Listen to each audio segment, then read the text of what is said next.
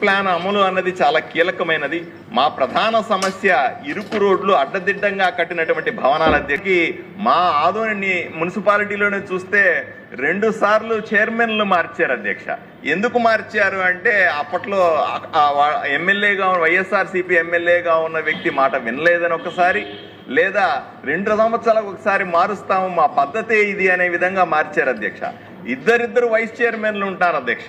వీళ్లకు ఏం పని ఉండదు అధ్యక్ష. ఊరికే హోదా కోసమో వాళ్ళ ఆడంబరాల కోసమో ఈ వైస్ చైర్మన్లు పెట్టుకొని ఈ విధంగా అక్కడ ఉన్నటువంటి రాజకీయ అవసరాలను దృష్టిలో పెట్టుకొని ఎటువంటి ప్రజల దగ్గర నుంచి ఎన్నుకోబడిన వాళ్ళకి విలువ లేకుండా చేసిన విధానాన్ని నేను స్పష్టంగా చూశాను అధ్యక్ష.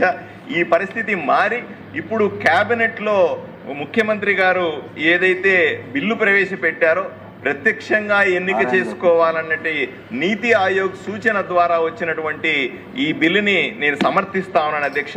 ఇదే సందర్భంలో పట్టణ శాఖ మంత్రి గారు అందుబాటులో ఉన్నారు. ఆయనకు ఒక్క విషయాన్ని మాత్రం ఆదోని వైపు నుంచి చెప్పాల్సింది. ఆదోని పట్టణ అభివృద్ధికి మాస్టర్ ప్లాన్ అమలు అన్నది చాలా కీలకమైనది. మా ప్రధాన సమస్య ఇరుకు రోడ్లు అడ్డదిడ్డంగా కట్టినటువంటి భవనాల అధ్యక్ష. 1986లో మొదటి మాస్టర్ ప్లాన్ 80 అడుగుల రోడ్డు వెడల్పుతో వచ్చింది. దాన్ని ఎవరు పట్టించుకోలేదు.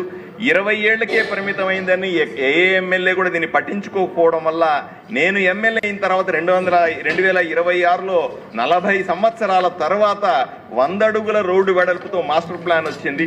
ప్రధాన రోడ్లపై కట్టినటువంటి భవనాలు నియమ నిబంధనలకు లోబడి కాకుండా ఇష్టం వచ్చినట్టుగా కట్టడం, ఎటువంటి పార్కింగ్ లేకుండా, ఎటువంటి సెట్ బ్యాక్ లేకుండా, ఎటువంటి గిఫ్ట్ డీడు లేకుండా చేసినటువంటి భవన నిర్మాణం వల్ల ఈ సమస్య వచ్చింది. వీటిని తగిన విధంగా చర్యలు తీసుకొని రోడ్ల వెడల్పు చేయాల్సిన అవసరం ఉంది. అదే సందర్భంలో అప్రూవర్ కాని లేఅవుట్లు, నాన్ లేఅవుట్లు ఎటువంటి నిబంధనలు లేకుండా పేదలకు ప్లాట్లు అమ్మి మోసం చేస్తున్నారు అధ్యక్ష. వీటిని రిజిస్టర్ ఆఫీసులో కూడా డబ్బుల కోసం ఏదో విధంగా ప్రభుత్వానికి డబ్బులు వస్తాయనో ఏదో అటు ఇటు చేసి రిజిస్ట్రేషన్లు చేసి చివరికి పేదలను ఎత్తిన ఇబ్బంది పడే పరిస్థితి ఉంది. దీన్ని ప్రత్యేకంగా చూసి ఆదోని పట్టణానికి మాస్టర్ ప్లాన్ అమలును వెంటనే సహకరించాల్సిందిగా మీ ద్వారా మంత్రి గారిని కోరుకుంటున్నాను అధ్యక్ష. ధన్యవాదాలు అధ్యక్ష. ఈరోజు మున్సిపల్ శాఖ మంత్రి గారు ప్రవేశపెట్టినటువంటి ప్రత్యక్ష ఎన్నిక మున్సిపాలిటీల్లోనూ కార్పొరేషన్లోనూ ఇది చాలా అవసరమైనటువంటి బిల్ అధ్యక్ష.